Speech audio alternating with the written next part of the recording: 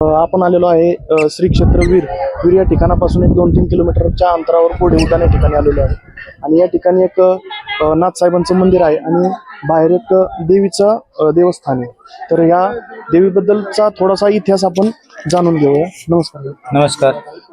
काय देवीचा काय इतिहास काय सांगाल? देवीचा इतिहास म्हणजे असा आहे, ही जी देवी आहे ज्यावेळी महाराज मग पाताळात चालले होते कशासाठी, तर आईसाहेब जे आहेत ते शेष कन्या आहे, तर तिच्याबरोबर लग्न करायसाठी पाताळात चालले होते. तर पाताळात जात असताना बंगाल देश लागला. बंगाल देशमध्ये ही देवी त्यांना आडवी, देवी म्हणजे एक राक्षसीन होती, ती महाराजांना आडवी गेली आणि त्यांना सांगितलं की तुला पुढे जाता येणार नाही, जर जायचं असेल तर माझ्याशी तुला युद्ध करावं लागेल.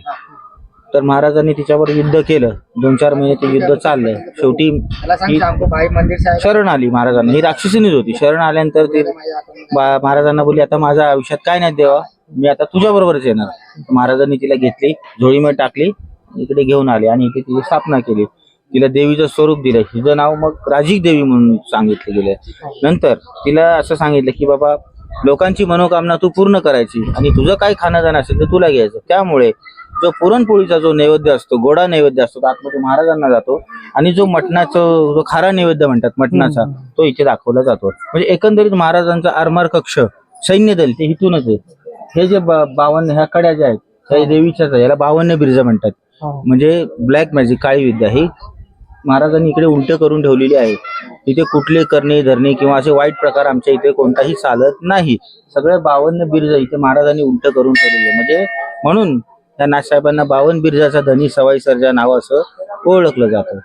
ह्याच या देवीचे इतिहास आहे.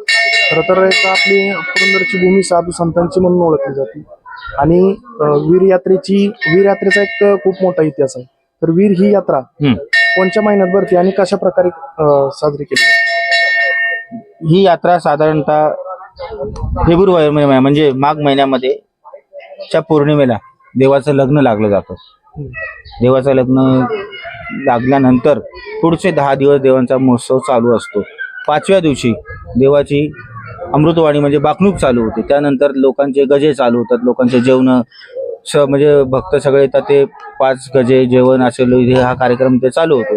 त्याच्यानंतर 5 दिवस कंटिन्यू सकाळी संध्याकाळी देवाची बाकणूक होते मंदिरामध्ये. आणि शेवटचा दिवस म्हणजे रंगाचं शिंपण होतं, त्याला मारामारी म्हणतात. त्या रंग शिंपण झाल्यानंतर यात्रेची समाप्ती होते. श्री क्षेत्र वीर गावची यात्रा अखंड 10 ते 12 दिवस चालते यात्रा. आणि जागृत देवस्थान म्हणून ओळखलं जाणारं पुरंदर तालुक्यातील श्री क्षेत्र वीर